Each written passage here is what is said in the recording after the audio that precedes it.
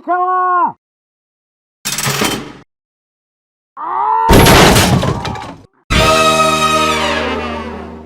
What's up, everybody out there in YouTube land? Wrath2501 here. Alright, got this video. It looked interesting. This is TF2 versus TF Classic. The evolution of Scout, of the Scout. This is by After Breakfast with Squim Jim, okay? I've done some of his stuff before. He's pretty cool. So let's see what he's got here. There's something about the Scout, so let's go.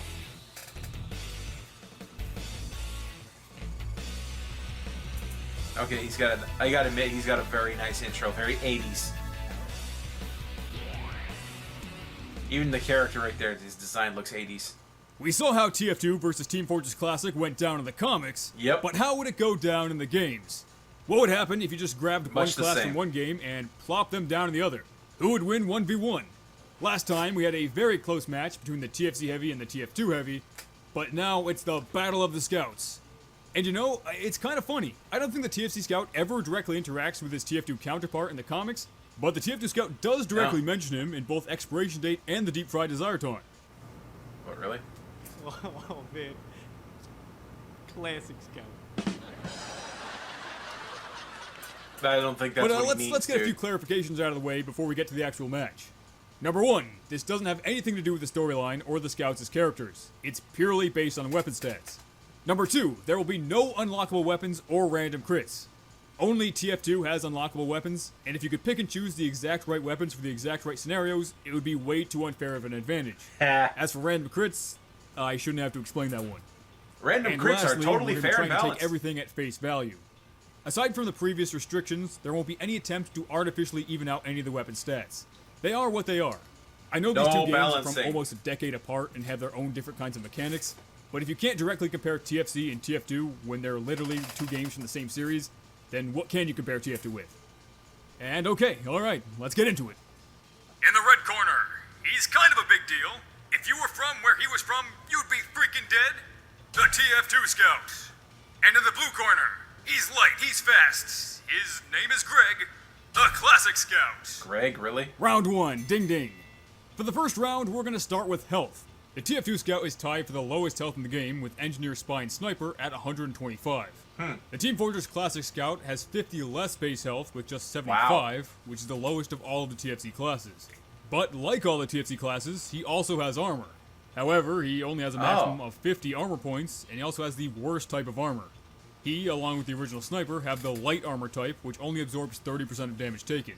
So for example, if he was hit by an attack with a base damage of 100, the Scout would lose 70 health points and 30 armor points, which would mean that he's only barely surviving that. Yeah. In fact, it would only take an attack with a base damage of 107 to kill the TFC Scout. The TF2 Scout wouldn't exactly take 107 damage well, but he would definitely live it. I mean, he would even live it if he had the Sandman equipped, which lowers his health to 110. The TF2 Scout is just able to tank a little bit more damage, so this round goes to TF2. Alright. But Scout isn't exactly known for his tankiness, he's all about speed. Yep. And when it comes to run Dodging. speed, both Scouts are actually tied at 133%. So that would make this round a tie. Each version of the Scout does have their own unique abilities though. One thing that every class in Team Fortress Classic can do, that I actually didn't mention in the previous video, is Bunny Hop. It exists to a very small degree in TF2, but it's nothing like it is in TFC. If you didn't know, bunny hopping is technically an exploit that allows you to maintain air acceleration speeds by jumping, air strafing, and then jumping again at the exact moment that you land. That's probably a terrible and way oversimplified explanation, but you get the general idea. And if you're good enough at it, you can do some pretty crazy stuff with it, and get some movement options that aren't really available in TF2. Jumping. I didn't talk about bunny hopping in the Heavy video, but the TFC Heavy can of course do it too. However, I don't think it would have had that much of an impact on the 1v1. The TF2 Scout can't bunny hop like that, but he can double jump, which is not something the original Scout can do. What the original Scout can do is undisguise spies just by touching them, which is kind of a weird mechanic that was never carried over into the sequel. The TFC Scout can also disarm and destroy Demoman's det packs just by touching them. And the TFC Scout also has the unique alt-fire ability to display the status of each team's flag and capture the flag. Yeah, you just right-click and then bam, you can see the flag status. Which is, it's just something that's built into the HUD in TF2, but hey, an ability So in other words, ability, everyone can do I it in guess. TF2. The Scout in Team Fortress 2 has the unique ability of naturally capping points and payload carts at twice the rate of the other classes. Now, I can, and Twice the rate. probably That was will, like a make a whole 50% video bump. comparing TF2 and TFC maps and game modes, but the 2x cap rate isn't a thing in TFC and wouldn't really be relevant based on how capture objectives work in that game. So these two characters have quite a few different extra abilities, and they're different enough from each other that they're kind of hard to compare. Is something like bunny hopping, for example, better than something like double jumping? I mean, if used to its absolute best potential, then yeah, probably. Is that a fair way to judge? I don't really know. I'm gonna have to give the cop-out answer here and just say this round is also a tie. Trust me, it's not gonna make a difference in the end.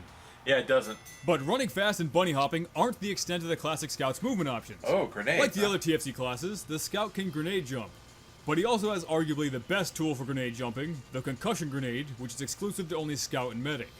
The concussion grenade won't damage the target, but it will cause knockback and distort their aim. This will have the same effect on the user, which allows you to make use of the knockback without taking any self-damage like you would from regular grenades. And Scout is actually the only TFC class not to have a regular grenade for one of his grenade slots. Instead, he has a concussion grenade and caltrops. The caltrops will deal 9 damage if stepped on and reduce the target's speed, with the penalty increasing the more that are stepped on. According to the wiki, the penalty can be removed by passing through a door. What? And I don't really know if that includes any door, but it will go away if you go back to spawn. It's also worth noting that the Scout who dropped them can also be affected by his own caltrops, which Oh, that's isn't not exactly ideal.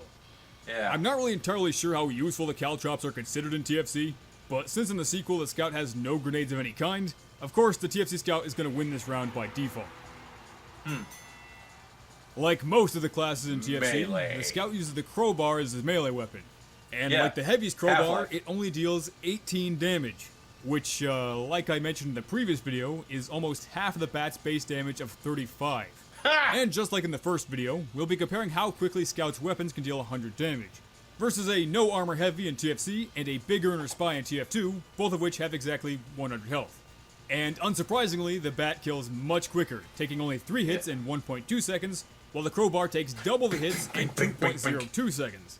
Funny enough, despite the bat being the fastest swinging melee weapon in TF2, the crowbar actually swings about 25% faster.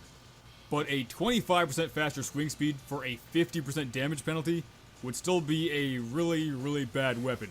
So yeah, TF2 easily wins this round. Oh yeah. Hit classic Scout. I guess we're gonna call this next round the shotgun round.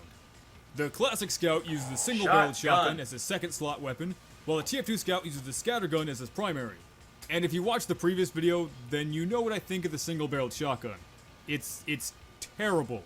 It fires fast, it reloads fast, and holds up to 8 shots, but its maximum damage, if every pellet connects, is only 24.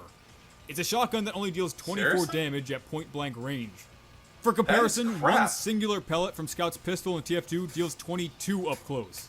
The single-barrel shotgun is basically a direct downgrade to the double-barreled shotgun in TFC, and the scattergun is basically a direct upgrade to the shotgun in TF2. And the regular shotgun in TF2 is better than the double-barreled shotgun in TFC. So that means that the single-barreled shotgun has absolutely no chance here. It's complete The ass. scattergun may fire slower, reload slower, and holds 2 less shots, but its maximum damage is more than 4 times higher, dealing up to Look at that. 104 damage at close range. 104 damage is almost enough to just outright one-shot the TFC Scout. With the Yeah. Force Nature and its slightly higher maximum damage, he would be able to one-shot him. Oh. Which is why we don't consider unlocks for this. It's kind of overkill. Yeah. So, at Then close range, TF2 would with just every pellet dominate. connecting, the single-barreled shotgun takes 2.06 seconds and 5 shots to kill the heavy, and the scattergun just insta-kills the spy with 1 shot. Insta kills. But hey, from further Boom. distances, the single-barreled shotgun actually has the advantage, because damage in TFC doesn't have fall-off. But that's really about it. You're not going to be using either weapon from long range, so that's not exactly saying much. TF2 and the scattergun handily win this round too. There you go. This next round we're going to call the rapid fire weapon round, where we look at the last weapon for each scout, the nail gun and the pistol. The nail gun is probably most comparable to the syringe gun in TF2. It rapid fires a bunch of semi-slow, weak projectiles, but the nails will go in a straight line and not arc downwards like syringes do. Each of these nails has Handy. a damage of 9, which is 40% less than the pistol's base damage of 15, but the nails of course deal 9 damage regardless of range. The nail gun fires very fast, about 35% faster than the pistol, and never needs to reload. It carries a maximum of 200 ammo and can fire it all without ever having to stop. The nail gun takes 1.12 seconds to deal 100 damage at close range, compared to the pistol's 0.65 seconds.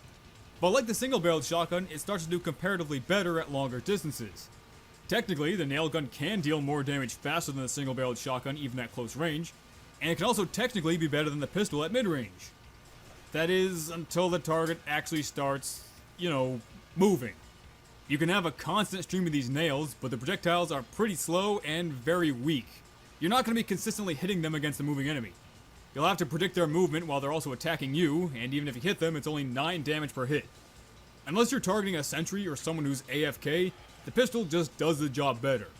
The fact that the pistol's a hit scan weapon means you just don't have to worry about the projectile travel time, and it just makes it so much more consistent.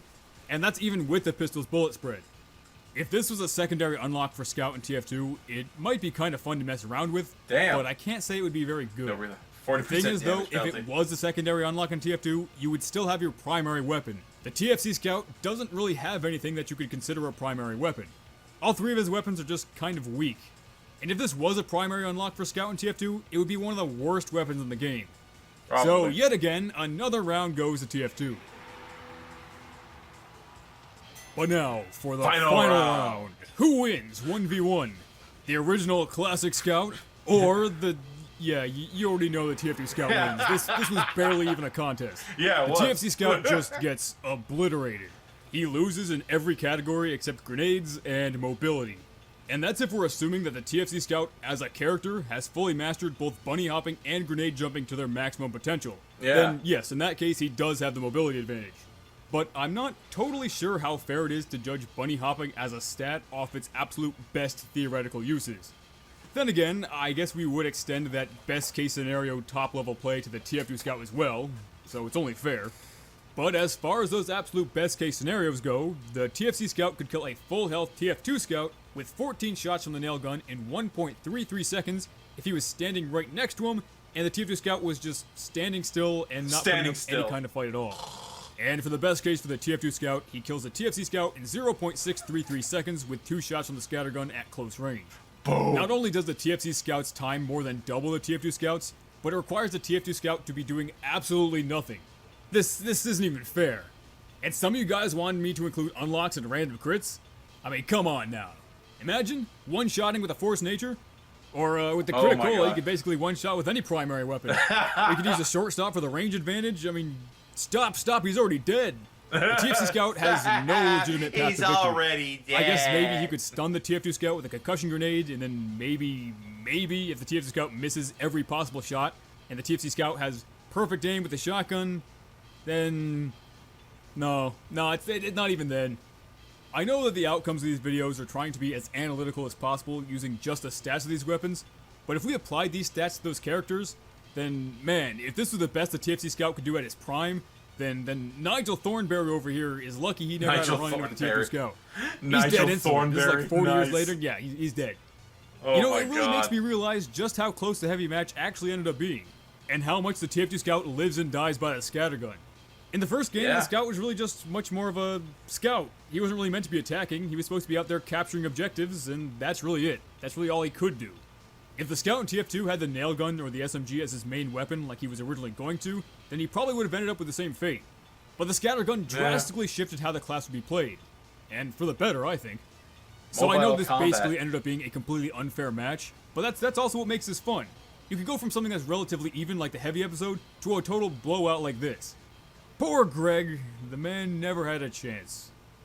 But hey, that was the Scout v Scout episode. And thanks for watching. And of course, a special thanks to my patrons, like Varric, Captain Forks, Eggox, Dex, Zero Attention, Probably Vinegar, Caponicus, Kelso the Pirate, Pillsman's Fox, Kyber96, Scout with a Name, These names they got on some Salt of God, these people. Lavi, Taupe, Man of Jazz, and Time Consuming. Alright, okay. Peace out, dogs. Okay, so there you go. Alright, so next time I should do the TF2 Heavy versus TF Classic Heavy. See how that one turned out. Anyway, hope you guys enjoyed that. That was cool. That was a nice analysis. Don't forget to like this video and subscribe, guys. Help us to reach that 100,000 subscribers. And of course, click on the link to the original down in the description. Get down to Scrim Jim's channel, like the original, and sub to him. I will see you guys next time. Tune in every day for new content. Bye-bye.